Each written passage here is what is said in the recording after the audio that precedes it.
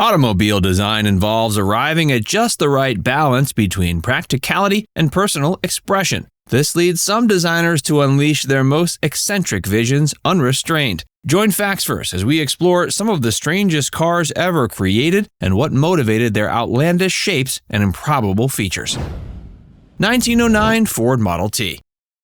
Henry Ford's Model T pioneered mass auto production, but its eccentric design highlights the inventor's idiosyncrasies. The minimalist Ford eschewed then-standard features like a water pump, brakes, and doors. The pedals operated unintuitively, with the left for forward gears, right for braking, and throttle on the steering column. Despite rapid progress in 20th century autos, Ford stubbornly kept the Model T unchanged for nearly 2 decades until finally replacing it in 1927. The world's most famous car succeeded despite its creator's strange convictions. The Model T's popularity came despite, not because of, Ford's unconventional vision.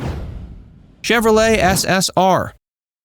Chevrolet billed its SSR as a sports car, hot rod, and pickup truck fused into one vehicle. Unfortunately, it failed to succeed at being convincing at any of these. The odd bulge of its retro body lacked sports car sleekness. Its short bed failed basic pickup truck utility. Even its power underwhelmed for a hot rod. In trying to be everything, the SSR ended up convincing as nothing. With identities clashing like mismatched puzzle pieces, its styling exuded awkwardness. Ironically, its compromise approach compromised any appeal at all. 1932 Stout Scarab. The 1932 Stout Scarab earns the rather infamous designation as likely the world's first truly hideous automobile. On the positive side, this ungainly vehicle pioneered several innovations that were ahead of its time. The Scarab was an early minivan, maximizing interior space in a novel configuration. Its unibody construction, utilizing aluminum rather than steel, was also groundbreaking. However, these engineering achievements couldn't compensate for styling that could charitably be described as disturbing. The Scarab's overall shape was highly unusual, dictated largely by its rear-mounted Ford V8 engine. This engine placement required a wide, flattened body shape to accommodate it. The Scarab lacked conventional running boards, which gave its flanks a rather featureless appearance. However, nothing prepared viewers for the utter hideousness of the front-end styling. The Scarab had a flattened, beetle-like face with a gaping grille that looked almost like a mouth gasping for air. Overall, it resembled some prehistoric insect fossilized in metal. 1933 Dymaxion Car. Buckminster Fuller's 1933 Dymaxion Car embodied eccentric innovation. His teardrop-shaped three-wheeler placed the engine in back, powering the front wheels, with a single rear wheel for steering. This enabled tight turning but unstable handling. Of 3 prototypes, 1 crashed, 1 scrapped, and 1 became a chicken coop. Fuller envisioned a multi-purpose Dymaxion vehicle operating on land, sea, and air. Fortune smiled on humankind that the Dymaxion never flew. As an auto, it epitomized an inventive but flawed experiment, proving that innovation without practicality gets you, well, chickens. 1951 Allard P2 Safari. The 1951 Allard P2 Safari represents a styling experiment gone horribly wrong. One struggles to comprehend how it was approved for production, given its almost surreal hideousness. This aesthetic disaster combined disparate elements that simply should never be fused. Somehow, Allard decided it was a good idea to graft the front end of a sports car onto the back of a wood-paneled station wagon. The result was an unholy automotive mutant that seemed conceived in madness. The Safari's jarring juxtaposition of body styles made it seem like a cardboard cutout project glued together by a mischievous child. The low-slung, pointed front clashed garishly with the high, rectangular wagon rear. Its proportions were utterly wrong, like a clown costume mixed with a ball gown. Estimates suggest between 10 to 13 Safari models were built, powered by Ford V8 engines. We can only speculate that angry mobs with torches likely hunted down and destroyed the rest of these atrocities. 1958 Lincoln Continental.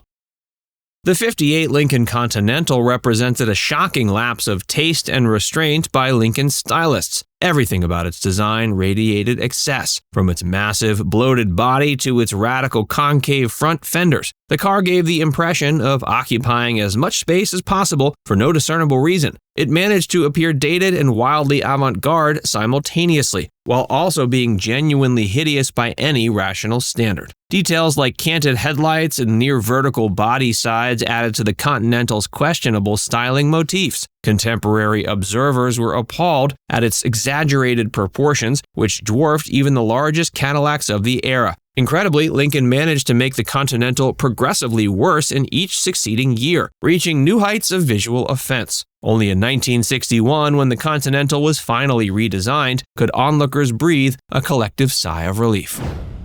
1956 Fiat 600 Multipla.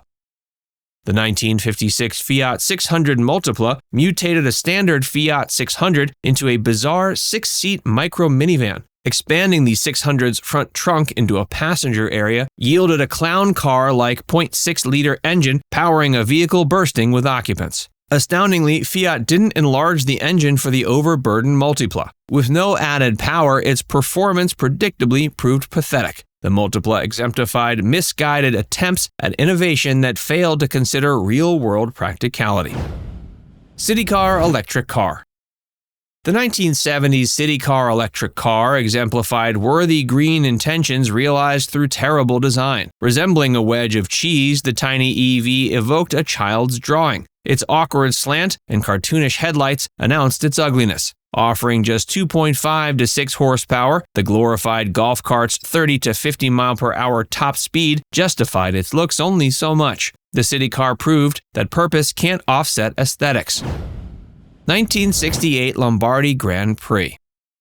The 1968 Lombardi Grand Prix represents a shocking styling failure from the country that gave us legendary Italian car designers like Farina and Guigaro. The Grand Prix possessed a stubby, misshapen body and lackluster performance that utterly belied its name. The cheap plastic adorning its lumpish forms only exacerbated its reputation as an automotive booby prize. One expects lithe, elegant sports cars from Italy, which made the Grand Prix's dumpy proportions particularly horrifying. Powered by a wheezy 47-horsepower Fiat engine, the pretentiously named Grand Prix was a grand sports car in name only.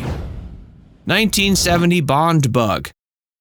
The Bond Bug three-wheeler defines eccentric English engineering. Weighing slightly more than a dish rag, its 32 horsepower could propel the lightweight Bug to a blistering 50 miles per hour after an agonizing 43 seconds. With no doors, drivers tilted the entire front canopy forward to enter its snug 2 seats. The Bug's quirky minimalism either delights or disturbs. Priced higher than mainstream four-wheelers, few buyers embraced its weirdness. The Bug exemplifies how sometimes strangeness comes at the cost of sense. Nissan Cube. Nissan Cube tried being a funky, youthful outlier but achieved only awkwardness. Its refrigerator-inspired body shape exuded ugliness from all angles. Attempts at quirkiness like an animated bulldog grill wraparound rear window came off as forced. While boxy for interior space, the Cube's exterior styling screamed for mercy. Its challenged looks spawned 3 generations, each as hideous as the last. The Cube showcases how distinctive styling requires skill to execute elegantly. Otherwise, you're left with an automotive cubic zirconia. Now it's time to hear from you. Which is the strangest and ugliest car of this bunch? Let us know in the comments section below.